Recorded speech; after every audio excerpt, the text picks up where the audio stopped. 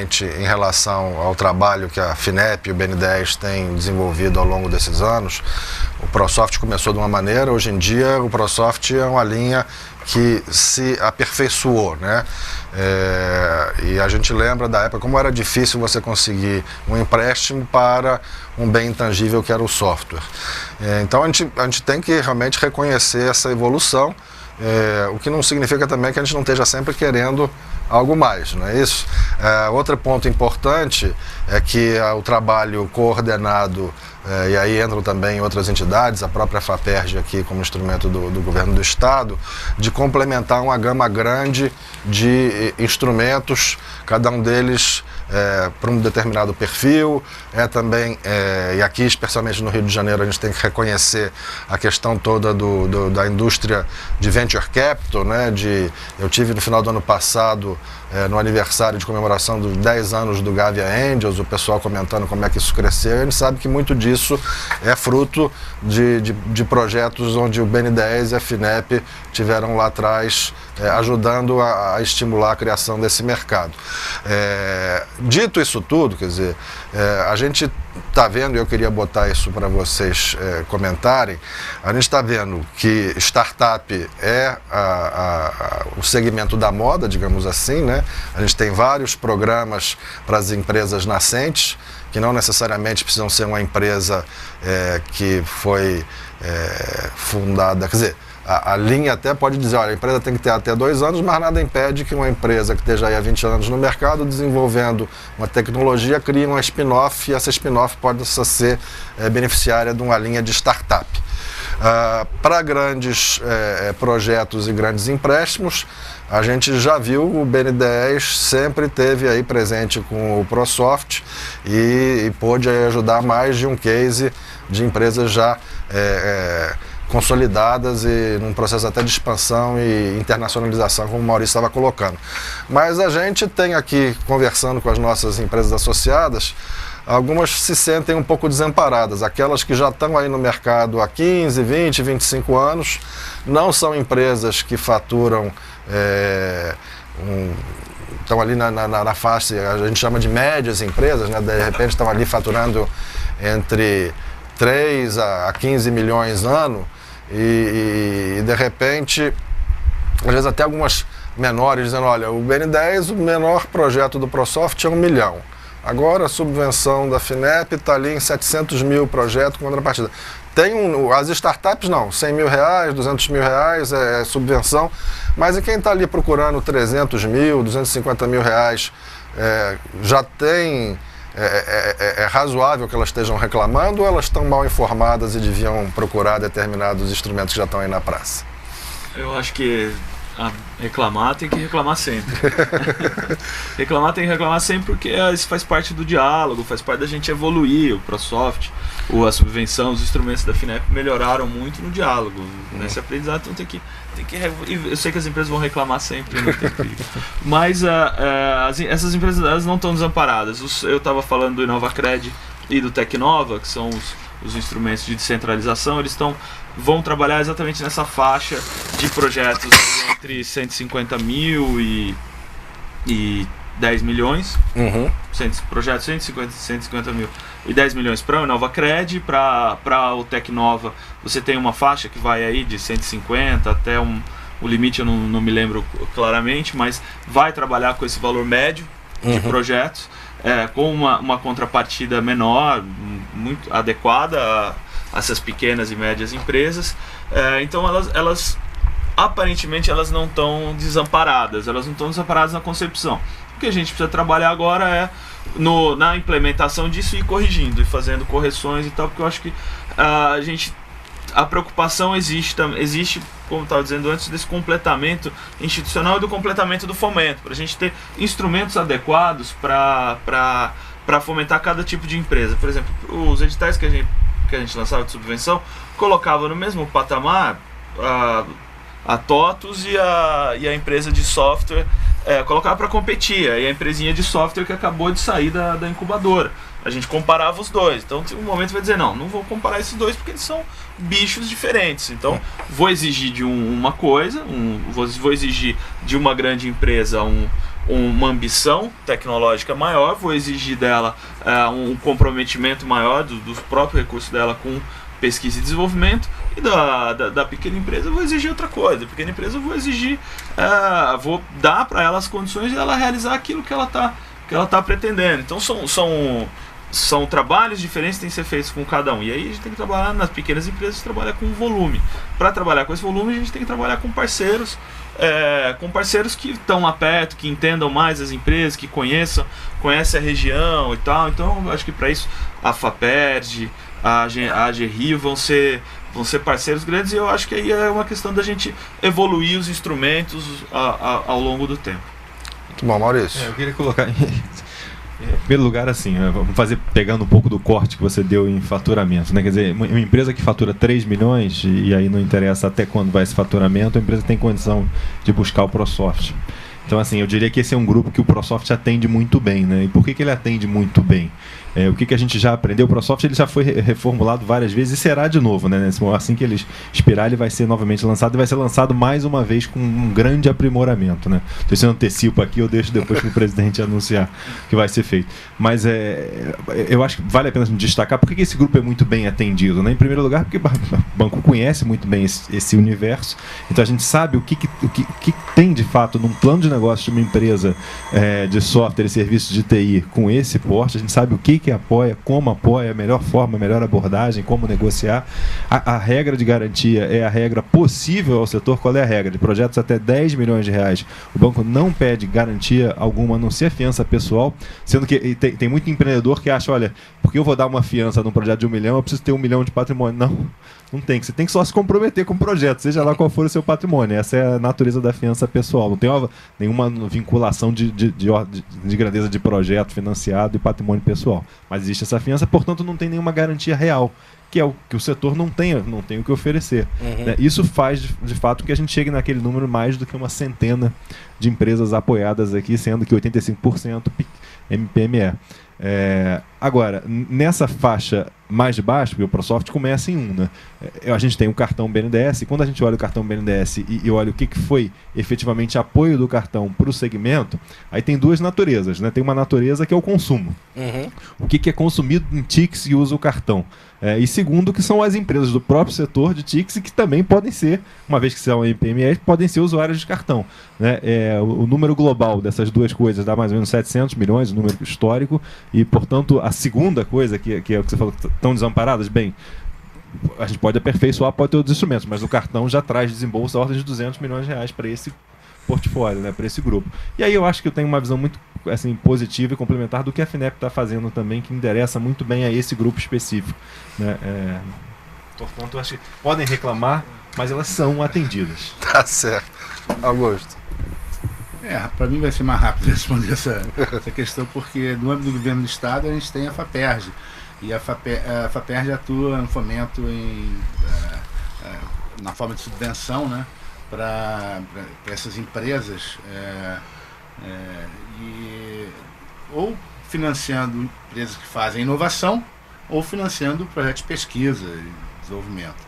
Quer dizer, a empresa pode pegar 300 mil reais, você falou, né? Pode pegar num programa da FAPERJ, no Rio Inovação, por exemplo, mas tem que ser um projeto de inovação. Essa é a restrição que se coloca. Não, sem dúvida, e a gente entende também que não é necessário, é muito melhor que esses programas sejam coordenados, quer dizer, não precisa necessariamente que a FINEP, o BN10 e a FAPERJ todos tenham instrumentos idênticos uns aos outros. É melhor que você possa ter algum nível de especialização e que isso atenda melhor os nichos explorados por cada um deles, né? Bom, a gente está já chegando aqui mais para o final do programa, do nosso fórum. Eu queria propor um último tópico e depois fazer uma rodada final para cada um de vocês fazer suas conclusões, deixar um recado. Já estamos aí ansiosos para saber o que o Luciano Coutinho vai anunciar sobre o novo ProSoft. Mas enfim, o último tópico que eu queria colocar, e também uma particularidade do nosso setor, a gente já abordou isso aqui. Maurício comentou que gostaria de falar também da renda variável. A gente sabe que, principalmente nos Estados Unidos, o capital de risco é uma alavanca importante para esse setor. Aqui, eu comentei do Gavia Angels, das aceleradoras que estão chegando com esse propósito também de colocar recursos privados, embora a gente também tenha alguns programas de capitalização de fundos de investimento, né? Isso aí tem um papel importante do governo nisso. E em especial aqui no Rio, a gente já tem até uma concentração maior do que a gente vê em outros estados. Mas a gente ainda está longe da dinâmica dos Estados Unidos. Não sei nem se no aspecto mais de notícia, de divulgação dessas informações, porque na área de fusões e aquisições a gente sabe que o Brasil continua sendo um país que está liderando negócios de fusão e aquisição, e em particular o setor de TI é o setor líder. Se você olha as estatísticas de 2010, 2011, 2012, as operações de merger and acquisition, o setor de TI aqui no Brasil foi o setor líder. Então a gente tem essa questão de empresa comprando empresa, fusões para criar novos mecanismos e alguma entrada dos fundos de investimento propiciando, estimulando esses negócios. O ProSoft também, a gente sabe que algumas das operações elas propiciaram que o tomador acabasse usando parte dos recursos para consolidar e comprar algumas empresas daquele mesmo segmento de atuação. Então eu queria ouvir de vocês, como é que vocês estão vendo essa parte, essa faceta da nossa indústria que é suportada pelos capitais de risco, e depois dessa rodada final aí a gente passa então para as conclusões de cada um de vocês. Eu vou falar rapidamente sobre isso, até porque eu acho que eles estão mais especializados para falar do que eu.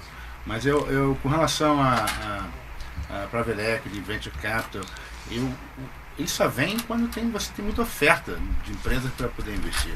Porque a taxa de retorno deles é pequena. Então a gente tem que continuar nesse esforço de criar empresas emergentes, principalmente de base tecnológica, né? E TI é um dos campos preferenciais para atuação nessa área. Enquanto a gente tiver pouca oferta de empresa, eles não vêm, porque eles precisam de um grande número de empresas para ter o retorno deles de forma que compense o investimento. Ok. Eu acho que tem uma variável importante. Primeiro, assim, quando a gente olha o mercado, né, de venture capital, aqui no Brasil, olha o que é destinado de recurso ao segmento TI, esse valor gira em torno de 7%, é um valor muito inferior a quando a gente olha os Estados Unidos, por exemplo, que mostra um espaço de ampliação do nosso segmento aqui na indústria. Mas eu acho que a questão que o banco vem trabalhando, e assim, um pouco a resposta que a gente quer dar para tirar uma das travas a esse processo aqui no Brasil, é a criação de um mercado de acesso robusto, né? Mercado onde empresas, não necessariamente toda empresa precise ser listada num novo mercado da Bovespa para que ela possa buscar recursos no mercado. Então a gente tem fomentado isso. Toda empresa que a gente investe pela BNDESPar, agora a gente faz essa listagem, e recentemente, por exemplo, uma das nossas empresas recorrentes de ProSoft, quando começou era pequenininha, né? Pegando seu primeiro empréstimo, já pegou algumas rodadas em que a Sênior fez a sua listagem lá no segmento do mercado de acesso, no Bovespa+, e a nossa ideia é continuar com isso, né? Que de alguma forma, na hora que a gente consegue criar esse mercado, passa a existir liquidez, né? Portanto tem um estímulo a mais para o investimento, você passa a existir uma alternativa de funding de mercado para todo mundo, excelente para as empresas, mais uma alternativa colocada, e de alguma forma eu acho que com isso a gente potencializa o aumento do movimento aqui no Brasil. Muito bom. Rodrigo? Acho que isso a FINEP tem trabalhado já com fundos, private equities, muito fomentando nos últimos 10, 11 anos. Quem começou isso na FINEP foi a Luciane Gorgulho, que hoje trabalha lá com o Maurício, no BNDES, funcionário do BNDES. Ela liderou a construção dessa área, e nós já nos últimos 12 anos trabalhamos muito com a a formação do setor, com o fomento à indústria de fundos, o fomento à capacitação dos gestores, o fomento à entrada de novos investidores. Então a FINEP dedicou muito esforço, muito trabalho à construção desse mercado. E acho que agora, com o mercado já um pouco desenvolvido, agora nós vamos avançar para uma outra fase, que é participar, ir para o investimento direto e participar das empresas também. Isso está sendo construído, está sendo trabalhado, é uma coisa que tem que ser preparada com cuidado, mas a gente vai avançar para poder possibilitar essa outra forma de acesso a recursos também para as empresas, mas vai ser um volume muito menor do que o crédito. O crédito vai continuar sendo o carro-chefe na FINEP, mas a gente vai entrar na participação também, porque quando esse for o mecanismo adequado, a análise a ser feita quando esse é o mecanismo adequado. Então eu acho que o setor depende muito disso, o setor de TI precisa muito desse tipo de investimento, e aí os órgãos públicos estão nesse sentido, estão se organizando um pouco mais, mas eu acho que depende um pouco ainda de legislação, depende de avanços na legislação e avanços nesse processo de saída, né? O mercado ainda não está muito bem organizado para a saída, e talvez aí caiba ainda trabalho e discussão na reformulação das leis, de alguma parte de legislação e na construção da saída. Claro, Augusto. Comentando aqui o Rodrigo, a saída é fundamental. Por que a gente nunca pensou numa Nasdaq brasileira, né? Acho que a gente está na hora de começar a pensar numa bolsa. Mas Bovespa pode liderar isso, mas não precisa ter o monopólio também. Não, sem dúvida. Enfim, acho que a conversa está sendo extremamente proveitosa. Já estamos chegando ao final dela. Então, antes de encerrar, eu queria dar a oportunidade de cada um de vocês aí dar o recado final, nem que seja até breve, mas enfim, já passar essa rodada final aí, cada um de vocês. Não sei, alguém quer começar ou... Posso começar? Ok, Augusto, então você... Eu queria agradecer a oportunidade de estar aqui debatendo, aprendendo também, porque o BNDES e a FINEP são importantes aí nesse processo de inovação, uma batalha que eu estou aí há vários anos. E o mercado de TI é realmente, não vou dizer o maior interesse, mas é o que eu mais conheço também. Então a gente está debatendo isso, é sempre muito importante. E dizer que a gente está aberto aí para receber sugestões de políticas que a gente pode desenvolver lá no âmbito da secretaria, e vamos trabalhar junto aí com o TI Rio e desenvolver novas políticas aí. A gente está sempre também disponível para esse tipo de evento. Obrigado e até breve. Obrigado. Eu agradeço também uma oportunidade aqui estar nessa mesa aqui com representantes seletos, como falou o John, e de fato discutir temas que são importantes aqui para o nosso setor, né? Enfim, a gente acho que todo mundo aqui tem uma batalha histórica de alguns anos em prol do segmento de TICs, e é sempre bom a gente colocar aqui as coisas que estão sendo feitas e criar agenda futura, né, de aprimoramento, enfim, de criação de novos instrumentos, etc.